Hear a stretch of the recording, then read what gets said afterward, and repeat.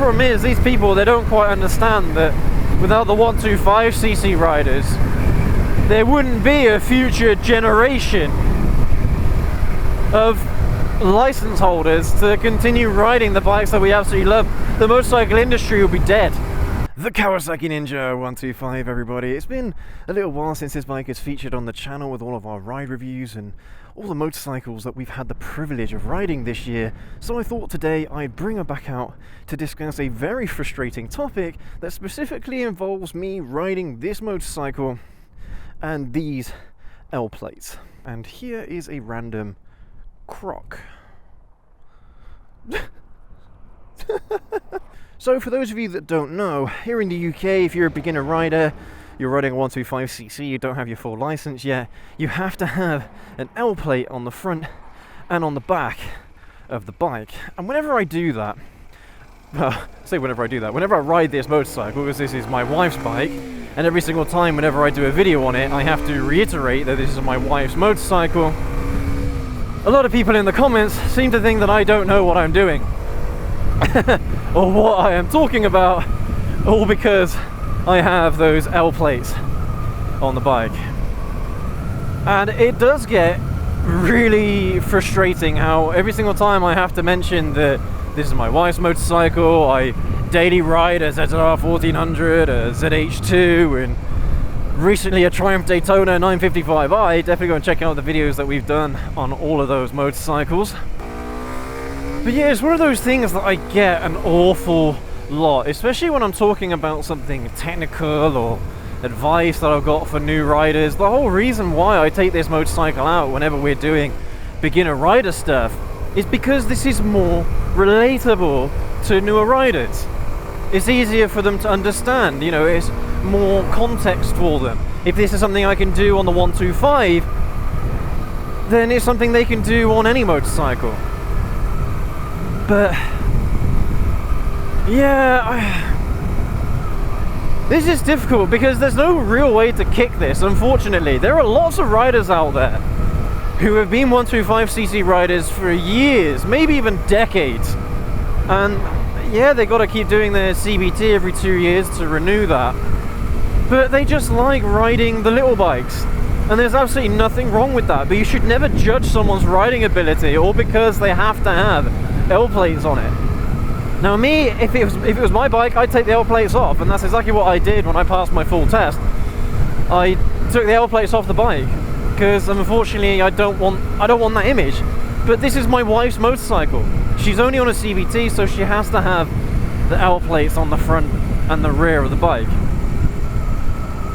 But yeah, there honestly, guys, there are lots and lots of riders out there that have been riding 125s for such a long time that someone who's, say, 24 or 25 years old who does a direct access course to get their full license straight away without having to ride a 125cc bike, I'm sorry, but I would trust the 125cc rider a hell of a lot more than someone who just did their direct access, because the 125cc rider has got so many more years experience. Now, we've done a video about this before, how meaningful a motorcycle license really is. Personally, I value experience more than the certificate, if you know what I mean. It's all well and good doing a motorcycle test, but if you've missed that 125cc stage and done a couple of years on a motorcycle like that, then I'm sorry, but yeah, you're not going to be as decent of a rider as someone who probably has been on a 125 for a significantly longer period of time. But it's, you know, it's not a snobbery thing. It's nothing like that whatsoever. All I'm trying to say is don't judge a book by its cover. Just because someone is riding a motorcycle that's got an L plate on it that means learner, it doesn't mean that they are a learner. They could have years and years of experience on a motorcycle, but because they haven't got their full license, they have to wear an L plate. It's just silly. It's so dumb. You know, like other drivers that I catch on the road doing stupid things, or maybe they cut me up or something like that. I get people in the comments saying it's my fault because I'm a learner when I am absolutely not. I've been riding bikes for over 15 years now, guys. That is no short amount of time. And yeah, I make mistakes just like everybody else, but over 15 years experience counts for something, even if I am riding a motorcycle like this. But I bet you this happens a lot to any content creator who does motovlogging on 125cc bikes. I honestly really feel sorry for you, because you're going to get this kind of crap in the comments all the time. And some people just don't want to get their full license, guys. It is what it is. That's just how some people are. Some people don't want the extra power. Some people don't want the extra weight. Some people don't want to have to pay a fortune to do a motorcycle test. Some people just don't want to do that, and that's fair enough. So seriously, it's really funny as well.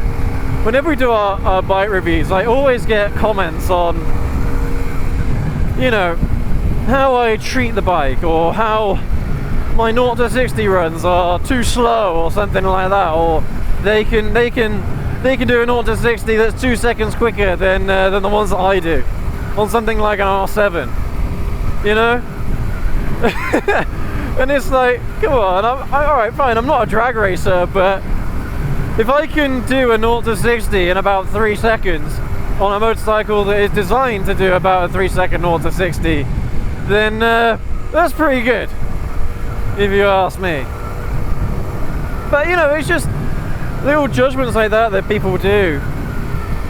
They're just so unnecessary, and I don't know why they feel the need to say what they say when, you know, I just feel like saying, alright, well, if you're so good at 0 to 60 runs, or if you're so good at doing this or that on a motorcycle, prove it. Send me a video of you doing it. Prove it to me. And prove to me that the bike is totally stock when you do it. You know, all these people, they wouldn't even dare show themselves up like that. But, you know, it's just one of those things that I just accept now, being on social media and putting myself out there, that there are always going to be these kinds of people that are always better than you are, but it's all just words, you know. So, and that's fair enough. It's how internet society works. But yeah, honestly, guys, being judged for riding a 125cc motorcycle when people don't know anything about you, don't do it. Just in general, don't judge people prematurely. Yeah, there's absolutely no need for it. And don't put down a 125cc rider because they have L plates, because they haven't done their test yet. Everyone has to start here at some point or other. Any rider here in the UK, I think from like the mid 1990s, had to start their motorcycle careers on a 125. Don't ridicule them for that. Alright? They're part of the community. They are getting involved. And that's a good thing. Problem is, these people, they don't quite understand that without the 125cc riders, there wouldn't be a future generation of license holders to continue riding the bikes that we absolutely love. The motorcycle industry would be dead if it wasn't for 125cc riders, if it wasn't for people who take the plunge and ride 125s. I rode my 125 for 3 years, alright? 3 years.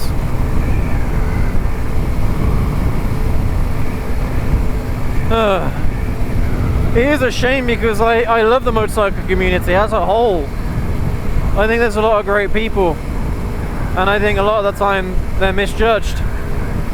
But then you do get the people like I'm describing who write silly things in the comments that are totally unnecessary, and they write them without even knowing who I am or without even watching another video on the channel. They automatically judge me. They give us a real bad rap. unfortunately. And you know, with regard to the way how I ride the bikes, that's totally individual and totally subjective. How I like to ride my bikes is going to be different to the next person. And there's absolutely nothing wrong with that either, but people love to ridicule you again for riding a certain way or not doing certain things, or I don't know, whatever the case might be.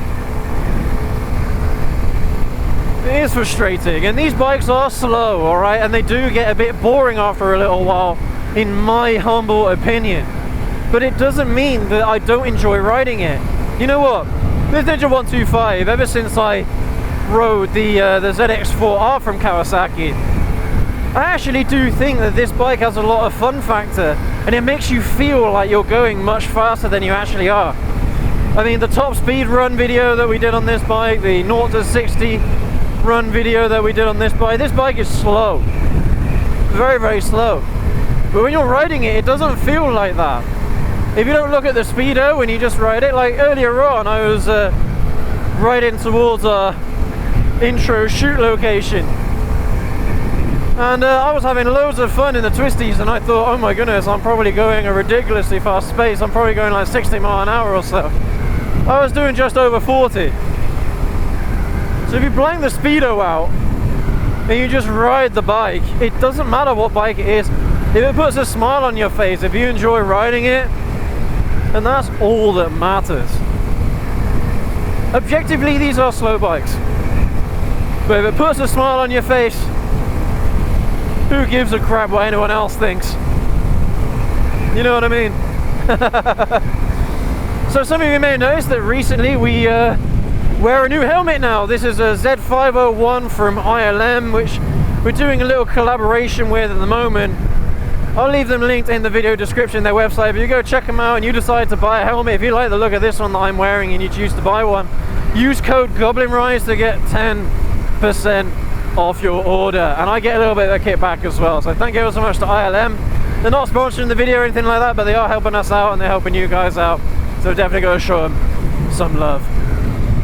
But pretty much, everyone, that's all that I've got for you today on the wicked Ninja 125. I genuinely enjoy riding this motorcycle, despite the fact that it is a bit slow, and despite the fact that I did a video quite recently about why riders don't go back to 125s, and it's because they do get a little bit long in the tooth after a while.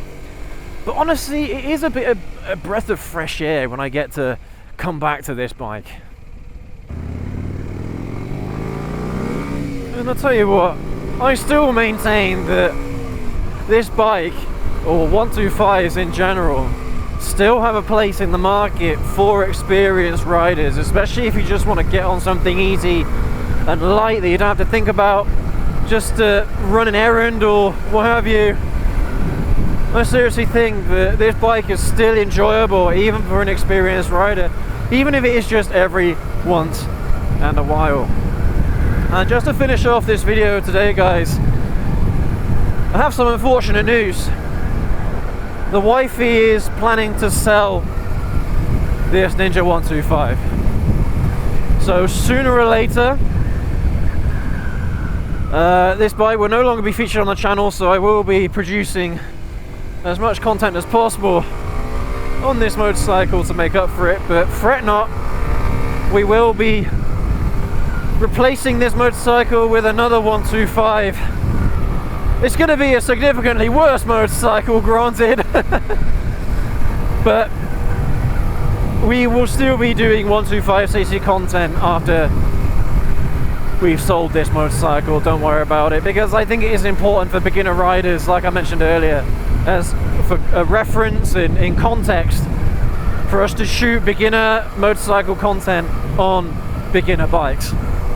But thank you ever so much for joining me on this lovely ride today on the wicked Kawasaki Ninja 125. And go ahead and leave that like, hit that subscribe button and that notification bell so you don't miss any more of our motorcycle content on 125cc motorcycles going forward. And we will catch you all in the next video, everyone. Take care, ride safe.